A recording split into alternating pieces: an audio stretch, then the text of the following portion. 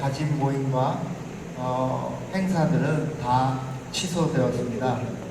미리 수정을 못한 거에 대해서 죄송하고요. 그 후에 저희들이 갑자기 임시당회를 가져서 사역장, 사역인터 등에도 보고가 안 됐기 때문에 지금 들으시는 이 당회의 결정은 우리 모두에게 생소할 것입니다. 다들 알다시피 요즘 세계의 악재로 말이 아닙니다. 브라질 또한 엊그제 3월 13일 코로나 바이러스 확산을 막기 위해 상파울시 정부가 공식적으로 각종의 모임들을 취소하거나 잠깐 정지하고 중지하는 방안, 그리고 학교들의 휴학을 제시했기 때문에 우리 동양성격교회에서도 믿음으로, 사랑으로 현실에 맞는 최선의 방법을 모아 고려하고 자세하게 조사해 결의에 공고합니다. 내 생각과 마음에 일치한 뜻이 아니더라도 이웃을 배려하고 섬기는 마음으로 들어주시고 행동으로 참여해 주시기를 바랍니다.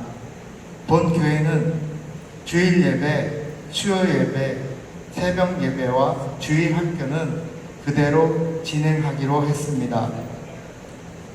그 외 바오사모, 모교, 거림, 노숙자 예배, 실버 예배, 노년층의 건강을 고려해서고요. 아가페 예배, 장애인들은 특히 면역이 약하기 때문에 특별한 보호가 필요합니다.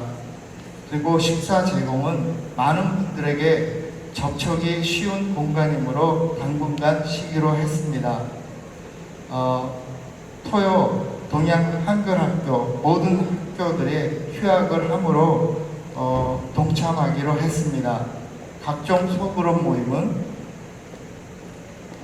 주일 중보기도, 큐티, 목장, 신생아부 모임 등 폐쇄된 공간을 사용함에 문제가 있음을 고려해서 중단하기로 했습니다. 교회 공간을 외부 단체들에게 빌려주고 사용을 했던 것을 모두 중단합니다. 기타 모든 행사는 한 주 동안 중단하기로 결정했습니다. 이 모든 상황에서 승리하시는 여러분 되시고 주 안에서 건강하시고 평강을 누리시기를 원하고 바랍니다. 그리고 오늘 식사는 제공을 하고 있습니다.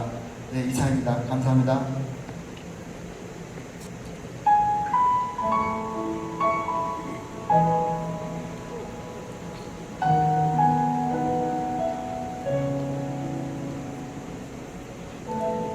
좋은 아침입니다. 다같이 그 자리에서 일어나서 시편 3편을 낭독하겠습니다. 여호와여, 나의 대적이 어찌 그리 많은지요. 일어나 나를 치는 자가 많으니이다. 많은 사람이 나를 대적하여 말하기를 그는 하나님께 구원을 받지 못한다 하나이다. 여호와여, 주는 나의 방패시요 나의 영광이시요 나의 머리를 드시는 자이시니이다. 내가 나의 목소리로 여호와께 부르짖으니 그의 성산에서 응답하시는도다. 내가 누워 자고 깨었으니 여호와께서 나를 붙드시니이다. 천만인이 나를 메워싸 친다 하여도 나는 두려워하지 아니하리이다. 여호와여, 일어나소서. 나의 하나님이여, 나를 구원하소서. 주께서 나의 모든 원수의 뺨을 치며 악인의 일을 꺾으시옵나이다.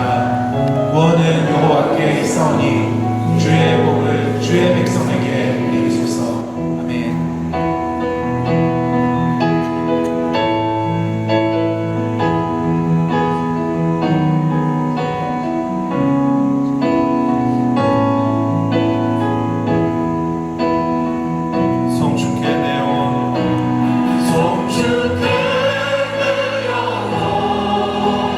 내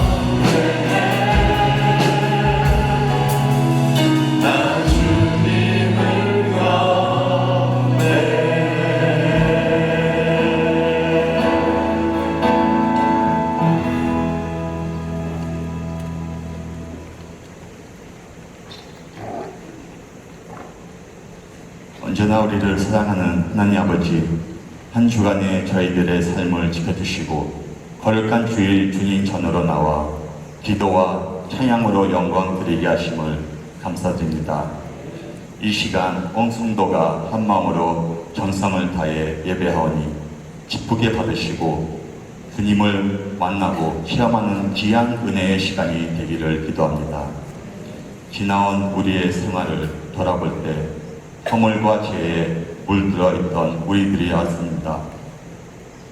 알고 지은 죄, 모르고 지은 죄, 이 시간 주님의 십자가 앞에 고백하고 회개합니다. 하나님 아버지, 이기적인 우리 욕심 때문에 실수하고 때로는 죄를 짓고 연약한 우리 모습을 스스로 낙심해 되어 외로움 가운데 있을 때에도 주님은 우리 마음 가운데 찾아오시고 사랑으로 우리를 위로하시고 말씀으로 우리는 주의 자녀임을 다시 확인해 주심을 진심으로 감사합니다. 주님의 사랑이 우리를 세우시고 그 사랑이 기쁨으로 우리의 십자가를 지게 합니다. 사랑하는 하나님 아버지, 우리가 온전히 주께 드려지기 원합니다. 때론 온전히 드리고 있다고 생각하지만 실이 온전히 드린다는 뜻도 잘 이해하지 못하는 우리입니다. 우리 앞에 있는 일들 처리하기에 바쁜 우리들, 우리 문제, 나의 필요, 내 마음의 상처, 주님을 찾을 때도 나의 문제들을 해결하기 위해 찾지 않는인지요. 이기적인 우리를 용서하여 주시옵소서. 하나님께서 우리를 위해 아들까지도 아끼지 않으시고 십자가에서 죽기까지 우리를 완전한 사랑을 받은 우리도 주께 온전한 사랑을 드리기 원합니다.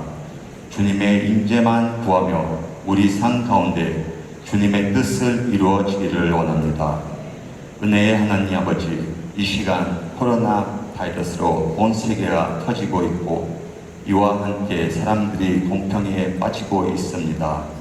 여러 나라의 감염자가 늘어나고 특히 이곳 브라질에도 활정으로 인해 그렇지 않아도 힘들었던 경제도 더 어려워질 것 같고 주님의 도우심을 구합니다.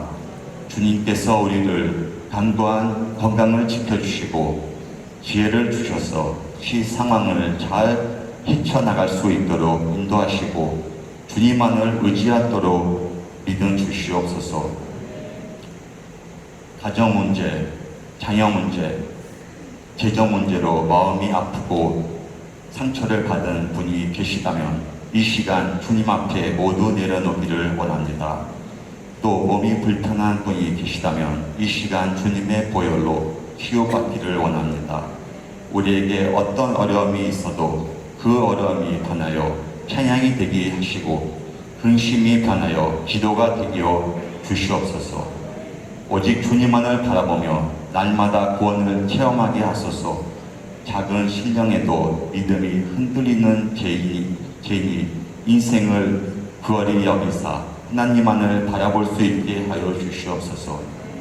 사랑의 하나님 아버지, 이 시간 우리를 위하여 말씀을 선포하시는 대답이 목사님께 크신 은혜와 능력을 허락하심으로 말씀의 놀라운 능력이 역사가 일어나게 도와주시옵소서. 듣는 우리의 마음을 변화시키는 말씀이 되기를 기도합니다. 오늘도 주님의 몸된 교회를 위해 정성을 다해 봉사하는 손길들이 있습니다. 저희들의 삶과 가족과 일터 위에 주님의 은혜를 채워주시옵소서. 지금도 살아계시고 우리와 동의하시는 예수님의 이름으로 간절히 기도합니다. 아멘.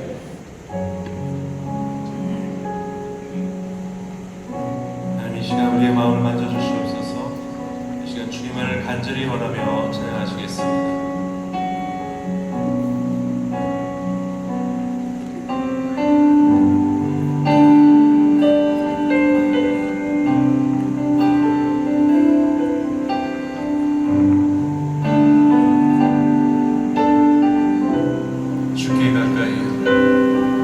주께 가까이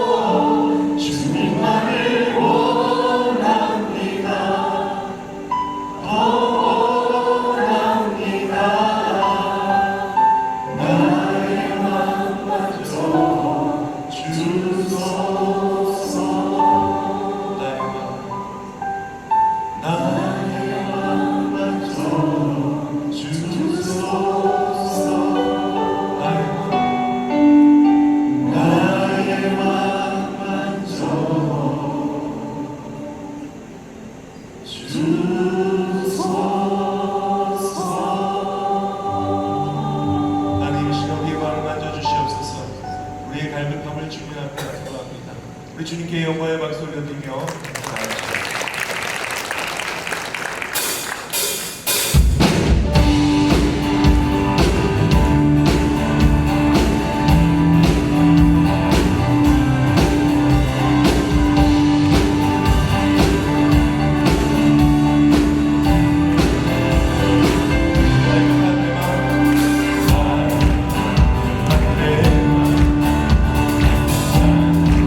주시는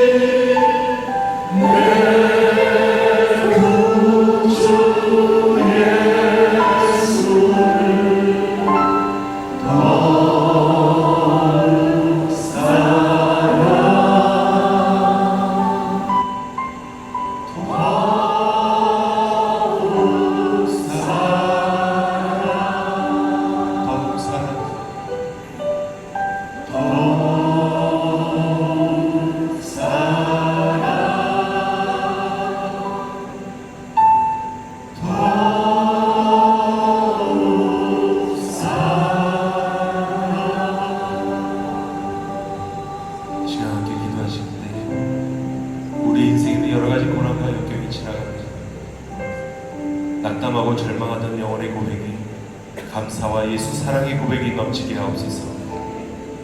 하나님을 사랑하고 감사하면 우리에게 능력이 생기는 기적이 일어납니다.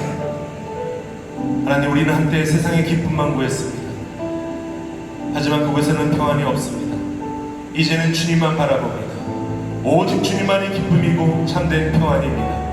내 마지막 호흡까지 내 구주 예수를 사랑한다고 고백하게 하여 주시옵소서. 또 오늘 말씀을 전하실 목사님 성령으로 붙들어 주시사 듣는 자나 전하는 자나 모두가 은혜를 받고 주님께 영광 올리는 예배 되게 하여 주시옵소서. 이 두 가지 주여 한번 외치며 주님께 나가시겠습니다. 주여.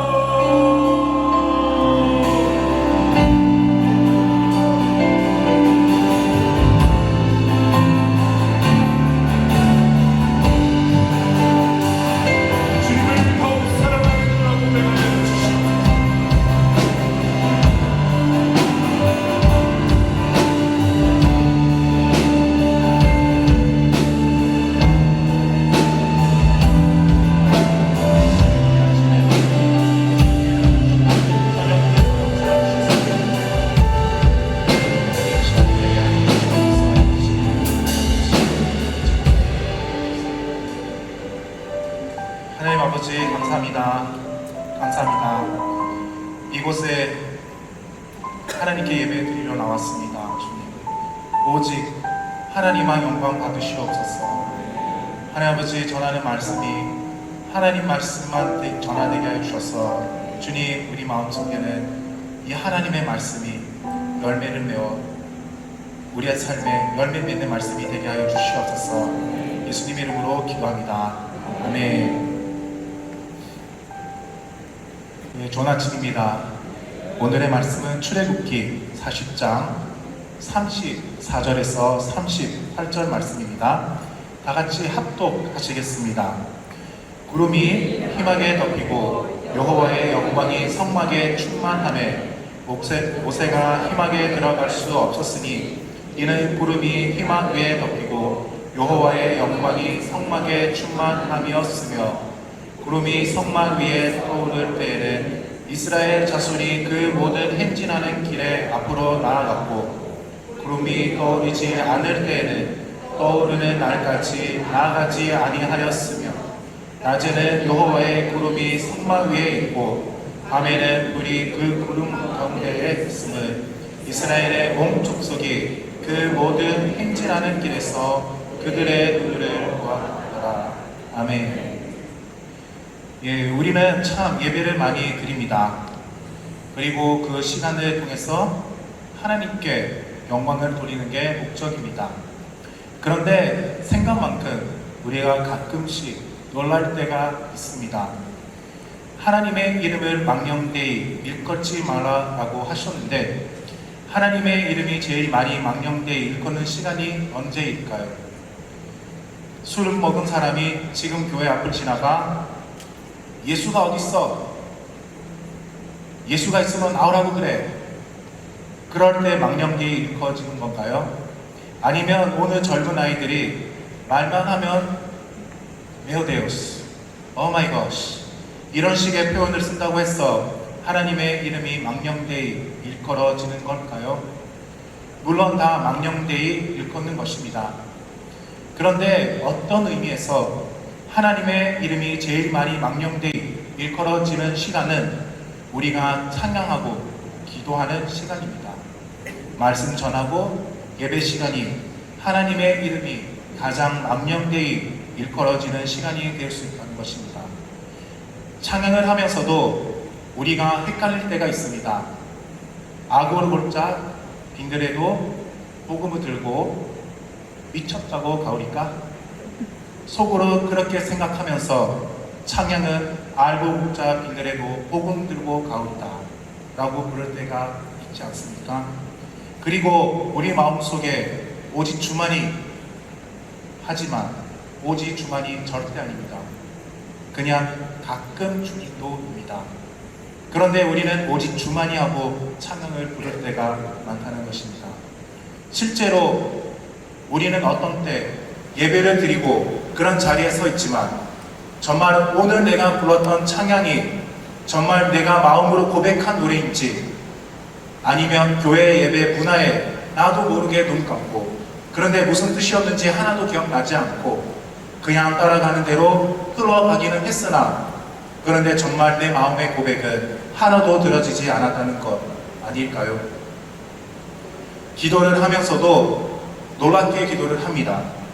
하나님께서 이 기도를 응답하지 않을 것이다 라는 분명한 믿음을 가지고 기도할 때가 많습니다. 그렇지 않습니까?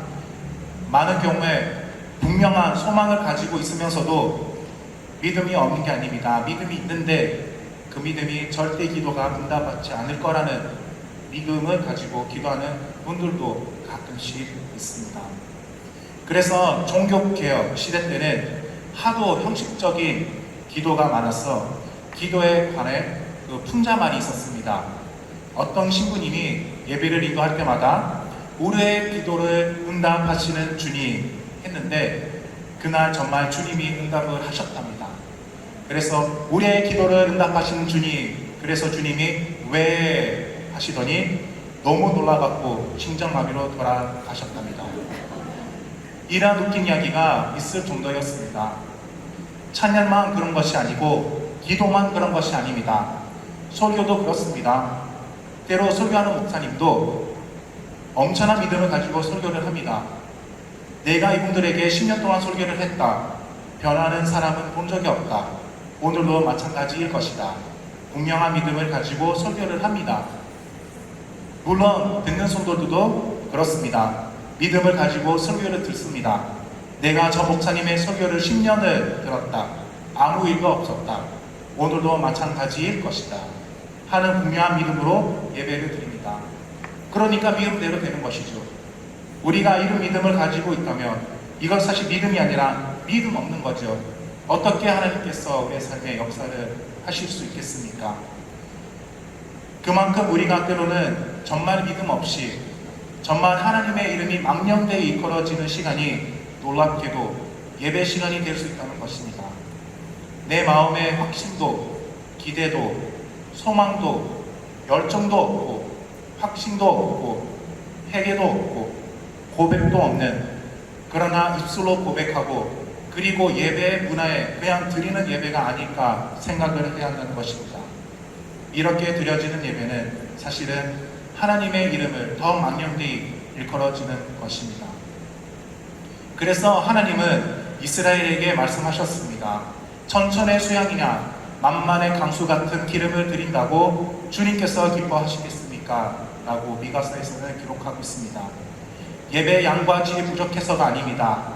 이미 순종과 중심을 잃어버린 예배들이 끊임없이 이루어질 때 가장 하나님의 이름이 망령되이 일컬어지는 시간이 될 수 있다는 것입니다.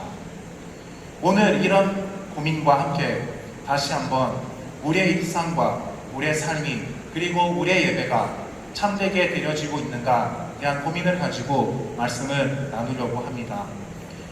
출애굽기를 읽으면서 하나님은 왜 출애굽을 시켰을까요? 이스라엘 나라를 만들어 주는 것이기도 하고 이스라엘에게 구원을 주기 위해서이기도 하고, 그리고 이렇게 우리는 알고 있습니다. 그리고 출애굽기에서 제일 중요한 사건이 무엇입니까? 출애굽 얘기를 하면 어떤 이미지가 떠오릅니까? 10가지 재앙의 사건, 아니면 홍해 바다 갈라지는 사건, 이게 제일 유명하죠? 아니면 하나님이 십계명을 주시는 사건, 그리고 광야에서 만나와 메추라기로 먹이신 사건, 이러한 사건들을 우리 머릿속에 이미지가 떠오르게 됩니다. 그러나 그런 것들이 정말 출애굽기에서 가장 중요한 목적이 될까요? 사실은 출애굽기에서 우리에게 가장 중요한 것을 하나로 뽑으라고 하면 그것은 예배라고 정리하고 싶습니다. 이게 무슨 말일까요? 출애굽기의 시작과 출애굽기의 끝이 다 예배입니다. 출애굽기가 시작할 때 어떻게 시작합니까? 하나님이 모세를 찾아와서 내 백성을 가게 하라. 이 메시지 나오는 그 자리에 하나님이 무엇을 말씀을 하시고 계십니까? 오늘 출애굽기 3장 18절을 보시면 이렇게 기록하고 있습니다. 다 같이 함께 읽겠습니다. 그들이 내 말을 들으리니 너는 그들의 장로들과 함께 일곱 왕에게 이르기를 히브리 사람의 하나님 여호와께서 우리에게 임하였은즉 우리가 우리 하나님 여호와께 제사를 드리려 하오니 사흘간쯤 광야로 가도록 허락하소서 하라. 예, 여호와 하나님이 내 백성을 가게 하라는 요청을 할 때 뭐가 들어있습니까? 그 이유가 무엇입니까? 우리 하나님 여호와께 제사를 드리려 하오니입니다. 출애굽기 지역은 우리가 예배자로서의 삶을 회복하겠다는 것입니다. 우리의 삶의 예배에 돌 제단이 세워지고 여호와의 이름을 부르는 것이 출애굽기의 시작이었습니다. 구원의 출발은 예배의 회복 때문이었습니다. 예배가 드려지는 것과 구원의 역사는 분리가 된 것이 아닙니다. 구원받은 사람들은 예배자들입니다. 당시 이스라엘 430년 동안 애굽 생활과 노예 생활을 하면서 하나님의 이름도 잊어버렸습니다. 그리고 제사도 당연히 예배도 잃어버렸습니다. 예배를 어떻게 드려야 할지도 모르고 누구를 불러야 하는지도 몰랐습니다. 기도할 때 내가 누구에게 조차 기도를 해야 하는지도 몰랐습니다. 누구의 이름으로 불러야 하고 누구의 이름으로 나아가야 하는지 모든 것이 사라졌습니다.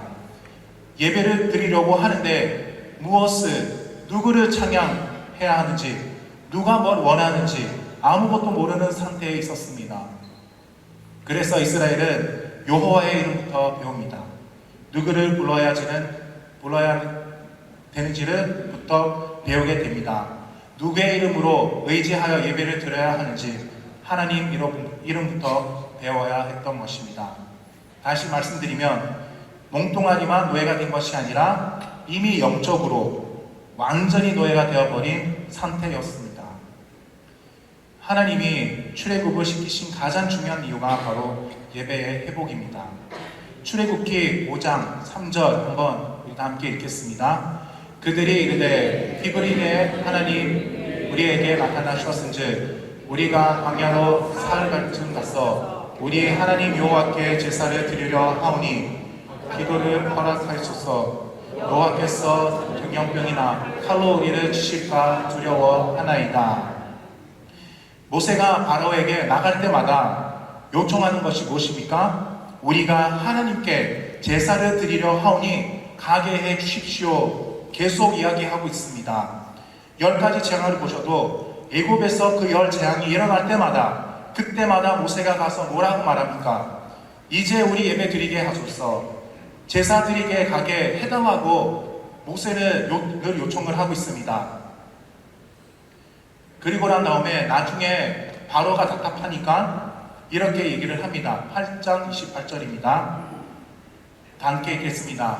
바로가 이르되 내가 너희를 보내리니 너희가 너희의 하나님 여호와께 광야에서 제사를 드릴 것이나 너무 멀리 가지는 말라. 그런즉 너희는 나를 위하여 간구하라. 나중에 바로도 마음이 계속 왔다 갔다 하기는 하지만요, 그때마다 허락할 때마다 뭐라고 말하고 있습니까? 내가 너의 하나님께 제사 지낼 수 있도록 해줄게 라고 답을 줍니다. 결국 출애굽기 가장 중요한 핵심 포커스는 제사를 드리게 해달라는 것입니다. 이게 과정이죠. 그런데 이제 10번째 재앙이 왔을 때도 이스라엘을 보내면서 출애굽기 12장 31절 함께 읽겠습니다. 밤에 바로가 모세와 아론을 불러서 이르되 너희와 이스라엘 자손은 내 백성 가운데서 떠나 너희의 말대로 가서 여호와를 섬기며라는 말이 여기서 예배하며입니다. 10번째 재앙이 일어난 다음에도 결국에는 무엇을 말하고 있습니까? 예배 드리러 가라. 너의 여호와를 섬기러 가라. 출애굽기에서 시작과 과정 그리고 마지막 떠나는 배경도 다 어디에 있습니까? 너희가 예배하게 하라. 너희들을 하여금 제사드리게 하겠다는 것입니다.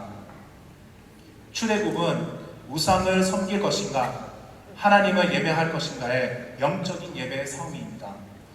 예배를 막으려 하는 자와 그리고 예배를 드리고자 하는 그 자의 싸움이었다는 것입니다. 그리고 예배를 막으려고 한 자는 결국에는 예배를 허용함으로써 끝이 나는 것입니다.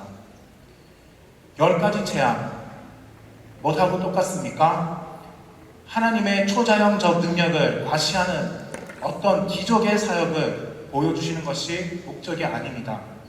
그 10재앙은 무엇과 관련되어 있습니까? 애굽의 신들입니다. 우상과 관련되어 있습니다.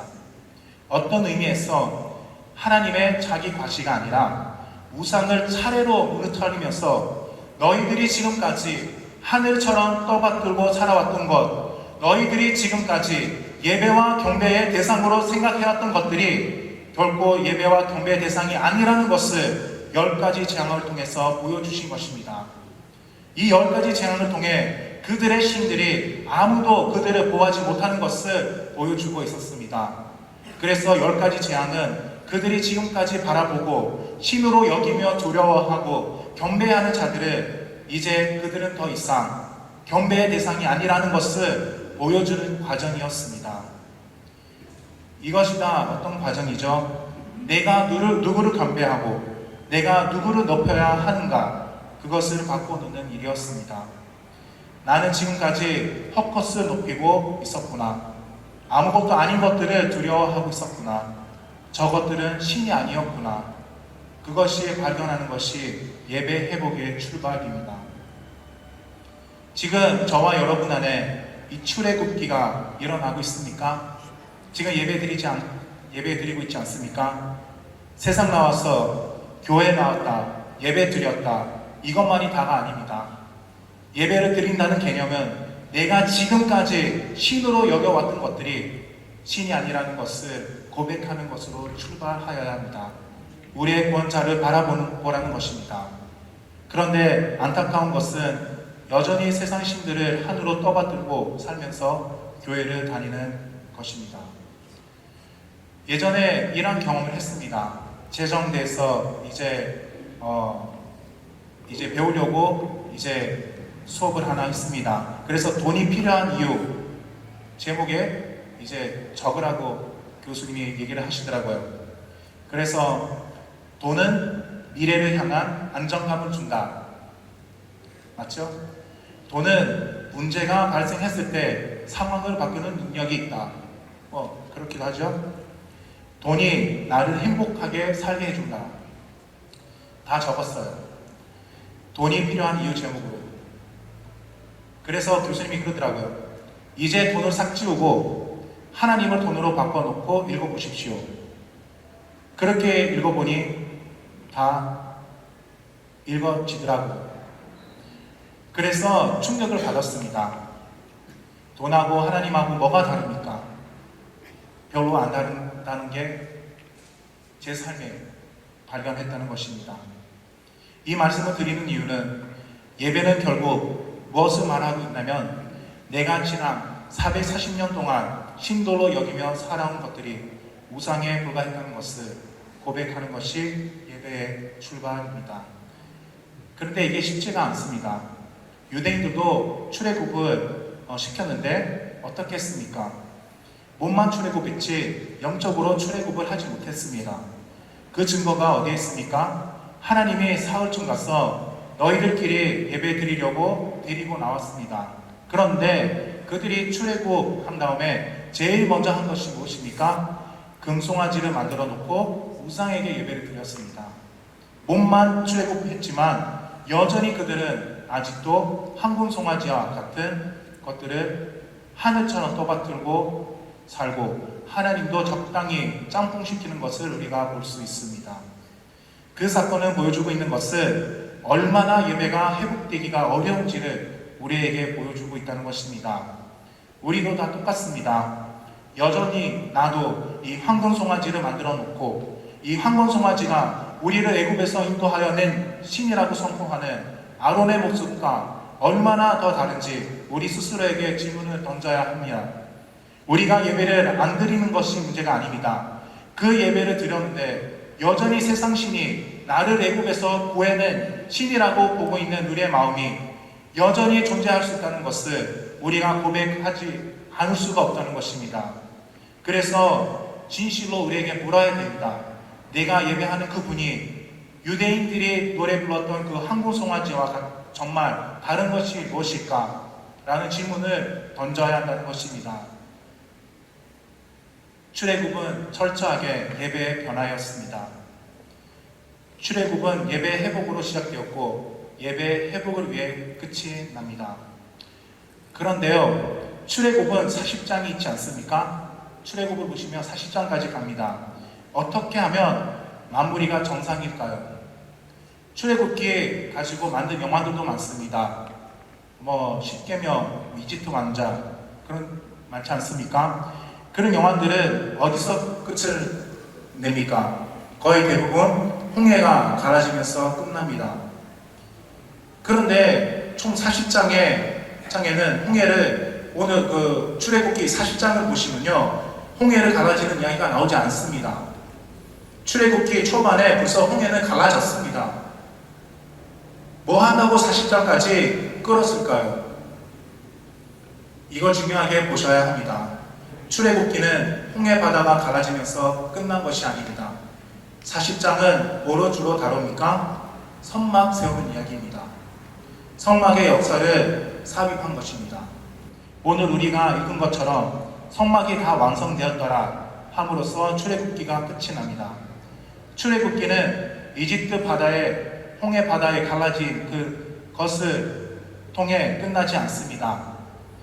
빠져나온 후 우상 숭배하고 하나님이 다 이것들을 생명체에서 지워버릴까, 그 과정을 다 거치고 나서 안 되겠다, 니네들 이렇게 성막 지어라, 성막을 완성한 다음에 예배가 드려지기 시작하고 그 성막에 구름 기둥과 불 기둥을 따라 이제 이동하게 되었더라 말이 나오면서 출애굽기가 끝을 맺습니다. 무슨 뜻일까요? 예배가 온전히 세워지는 날, 이제 드디어 우리가 하나님의 말씀 안에서 성막 안에서 예배를 드리게 되었습니다 할 때에 출애굽은 끝났다는 것입니다. 출애굽 10가지 재앙, 홍해 사건으로 마치는 것이 아니라 드디어 이 땅에 예배가 드려지기 시작되었고 하나님의 성전이 성막이 세웠더라 함으로써 출애굽기가 끝이 납니다. 출애굽기에도 위기도 많았습니다. 우상 숭배, 황금 송아지 숭배, 예배 위기가 왔습니다. 그러나 성막을 온전히 세움으로 예배가 완성되어지고 예배가 온전히 드려짐으로 출애굽은 끝났습니다. 예배 회복의 문제는 사실은 그 창세기부터 시작됩니다. 아담과 하와 타락 이후 구속사는 예배와 우상 숭배 투쟁입니다. 황금 송아지를 섬기느냐 아니면 여호와 하나님을 섬기느냐, 바로 예배는 이 투쟁의 영석이었습니다. 변질된 예배를 드린 가인과 참된 예배를 드린 아벨의 갈등이었습니다. 거기에도 예배의 위기가 왔습니다. 그러나 아벨이 죽고 난 후, 셋이 태어난 후, 창세기 4장 26절을 한번 읽겠습니다. 셋도 아들을 낳고 그의 이름을 에노스라 하였으며 그 때에 사람들이 비로소 여호와의 이름을 불렀더라. 여기서 예배가 회복되어지고 하나님의 이름이 부르기 시작되었습니다. 시대와 그 변화와 그 속에 이 세상에 아직 하나님의 통치와 희망이 남아있다는 것은 항상 무엇으로 묘사되고 있습니까? 믿음의 돌 제단을 쌓고 하나님의 이름을 불렀더라입니다. 이후 타락한 세상으로 심판을 향하신 그 이유, 그리고 노아가 방주에서 나와서 제일 먼저 한 것이 무엇입니까? 창세기 8장 20절 함께 읽겠습니다. 노아가 여호와께 제단을 쌓고 모든 정결한 짐승과 모든 정결한 새 중에서 제물을 취하여 번제로 제단에 드렸더니, 노아 후에 바벨탑을 쌓고 우상 숭배가 시작되었고 하나님께서 임하시고 언어가 달라진 다음에, 창세기 11장 바벨탑 사건 다음에 온 세상이 언어가 달라진 다음에 12장 아브라함을 부르십니다. 아브라함을 부르신 이유는 무엇입니까? 창세기 12장 10절 함께 읽겠습니다. 여호와께서 아브라함에게 나타나 이르시되 내가 이 땅을 내 자손에게 주리라 하시니라. 자기에게 나타나신 여호와께 그가 그곳에서 제단을 쌓고, 노아도 그렇고 아브라함도 그렇고 여호와의 이름을 불렀고 그곳에서 제단을 샀다고 얘기를 합니다. 또 예배가 회복되어졌습니다. 여호와의 이름이 부르기 시작했습니다. 하나님은 이 세상이 타락하고 하나님을 떠나고 나면 그 다음에 새로운 사람과 새로운 공동체를 일으키게 될 때마다 그들이 한 일은 바로 돌 제단을 쌓아올리고 여호와 이름을 부르는 예배가 시작되었다는 일입니다. 중세교회도 그렇습니다. 중세교회의 개혁이 어떤 개혁이었습니까? 예배 개혁이었습니다. 엄청난 성례전과 신비로 가득한 의식들에서 참된 말씀의 예배가 회복되어지는 일, 그것이 바로 예배 회복이었습니다. 신약이든 구약이든 종교개혁이든 교회 역사 흐름이든 그 모든 곳에서 예배 회복이 그 시대의 변화를 바꾸어가는 통로였다는 것입니다. 종교개혁도 예배 변화 많았습니다. 가장 큰 것이 예배를 회중들에게 열어준 것입니다. 그 당시 거의 다 라틴어 노래를 불렀습니다. 뜻도 모르고 불렀습니다. 노래가 화려해도 오르겐이 아름답게 연주해도 평신도는 그 노래들이 무엇인지 하나도 몰랐습니다. 그런데 종교개혁이 일어난 후 먼저 라틴어로 된 성경을 독일어로 번역하는 일이었습니다. 모든 백성들이 하나님의 말씀을 읽게 해준 것, 그리고 루터가 제일 먼저 바뀐 게 무엇입니까? 코랄 양식의 찬송가를 하기 시작했습니다. 교회에서 이렇게 찬송을 부를 수 있었습니다. 여성들도 찬양을 할 수 있었습니다. 그리고 항상 성가대가 부르는 찬송이 아닌 온 회중이 더불어 노래하게 되었습니다.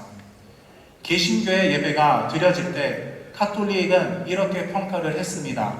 천박한 언어로 천박한 음악을 가지고 거룩한 예배 시간을 더럽히는 있는 개신교 예배를 보라 라는 기록입니다. 그렇지만 거기에 계신 성도님들은 그 자리에서 눈물을 흘리며 하나님을 만났습니다. 예배 회복을 위해서 우리를 출애굽을 시키셨고 출애굽의 왕성은 예배의 회복으로 통해 일어났습니다. 그러므로 구원의 왕성이 재림의 날에 뭐가 기다리고 있습니까? 바로 보좌에 계신, 우리가 계시록에 보면 보좌에 계신 그분을 보여주시는 것입니다. 보좌에 계신 어린 양께 찬송과 존귀와 영광과 능력을 세세토록 돌릴지어다. 모든 백성들이 보좌의 앞에 모여 어린 양의 보좌를 찬양할 수밖에 없을 것입니다. 예배로 마감합니다. 우리가 구원을 받는 것은 예배를 회복하기 위해서이고, 회복된 예배는 구원을 완성해가고 결국 종말을 완성해가는 과정으로 우리를 이끌어 간다는 것입니다. 예배자는 바로 이러한 깨달음이 있다는 사람들입니다. 더 나아가면 예배 회복은 예배의 확장으로 이어질 수밖에 없다는 것입니다. 선교가 무엇입니까?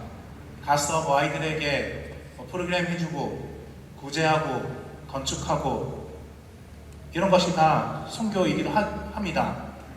근데 가장 중요한 것은 그들이 예배하는 것입니다. 예배자들의 목적은 이 아름다운 예배가 모든 민족과 열방들마다 일어나게 하는 일입니다. 그들에게 가서 예배하게 만드는 것입니다. 그래서 예배와 선교는 산두인처럼 여겨집니다. 우리가 선교하는데 예배를 드리지 않는다면 이것은 틀린 것입니다. 예배가 있어야 선교가 있다는 것입니다. 예배의 목적은 이 예배가 확장되는 것이고, 선교하신 분들의 목적은 그들로 하여금 예배하는 것입니다. 예배는 선교할 수밖에 없고 선교는 예배 드릴 수밖에 없다는 것입니다. 이 둘은 분리될 수 없습니다. 그래서 출애굽에서 예배를 말한 뒤 무엇을 말하고 있습니까? 출애굽기 19장 6절 한번 읽겠습니다. 너희가 내게 대하여 제사장 나라가 되며 거룩한 백성이 되리라. 너는 이 말을 이스라엘 자손에게 전할지니라. 우리가 제사장 나라 된다는 것은 모든 민족들로부터 하여금 예배 드리게 하는 것, 그게 바로 선교의 사명입니다. 참된 예배자가 되는 것이 참된 선교적 삶을 살아가는 것입니다. 참된 선교적 삶을 살아가는 것이 결국에는 예배가 회복되는 것입니다. 선교가 무엇입니까? 그 땅에서 믿음의 제단을 쌓고 여호와의 이름을 부르는 일입니다. 하나님이 이스라엘을 선택한 이유는 이스라엘을 구원하고 다른 민족들을 유기시키는 것이 아니었습니다. 하나님의 구원적 선택은 선교적 소명으로 이어져 가는 것을 바라봅니다. 예배는 내가 참 하나님을 만난 감격을 모든 사람에게 알게 하는 것이고, 선교는 그 모든 사람에게 가서 그들로 하여금 예배자가 되게 하는 일입니다.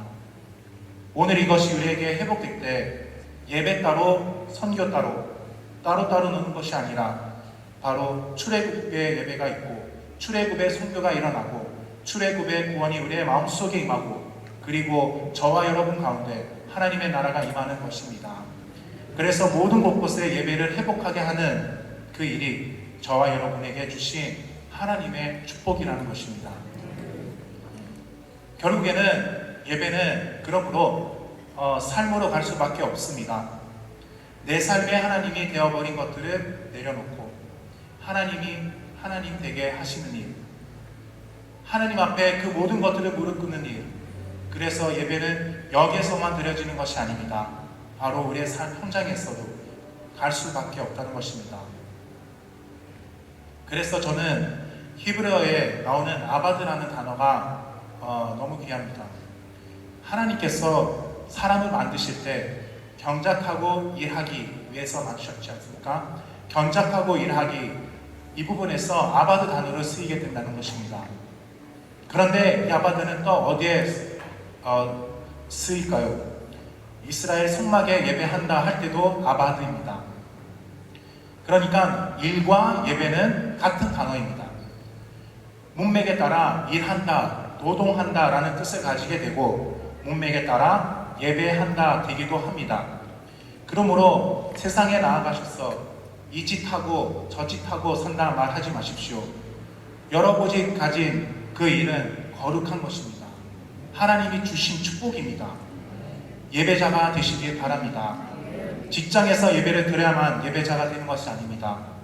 거기에서 하나님보다 높아진 것을 내려놓고 하나님이 되게 하는 일이 그렇게 일하는 것이 예배자입니다.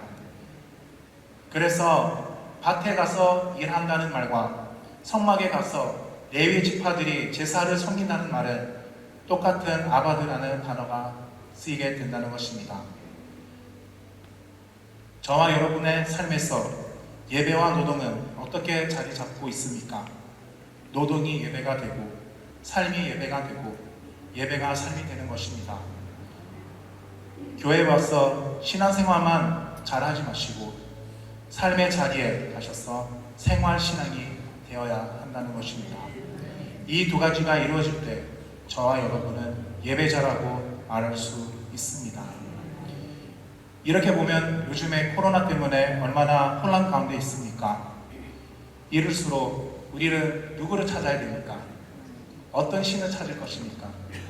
오늘 예배에 우리의 시선을 똑바로 다시 한번 잡기를 간구합니다. 하나님을 먼저 우선순위에 하나님 먼저 찾아주십니다. 이게 똑바로 돼야지 선교가 나오고 우리의 삶의 예배가 나온다는 것입니다. 그래서 이 아침에 정말 저와 여러분이 예배자로서 다시 한번 쓰게 될 때 이 땅의 예배자로서 살아가는 저와 여러분이 되시길 기도합니다. 지금 시간에 기도 시간을 잠깐 갖겠습니다. 지금 잠깐 묵상하면서 기도 시간 가질 때 내 마음속에 정말 하나님보다 높아진 것들이 있는지 한번 묵상했으면 좋겠습니다. 우리가 예배 나갈 때 아직도 신들을 갖고 나가면 어떻게 하겠습니까? 늘 그렇게 형식적으로 예배 드리고 나아가겠습니까? 여러분, 하나님을 만나셔야 됩니다. 이 시간에 제 마음속에 우상들이 너무 많습니다. 이 우상들을 하나님께 내어놓고 정말 하나님이 정말 하나님이 되게 하는 우리의 삶에 하나님이 정말 하나님이 되시는 그런 묵상을 하였으면 좋겠습니다.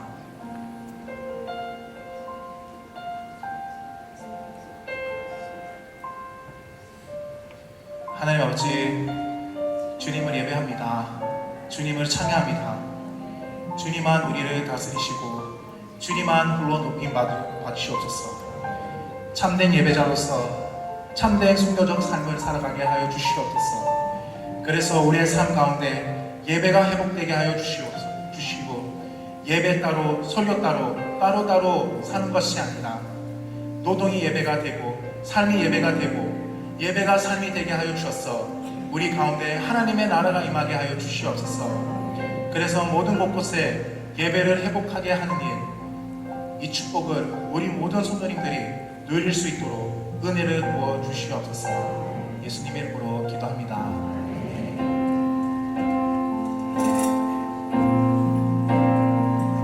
이 시간 보온하겠습니다.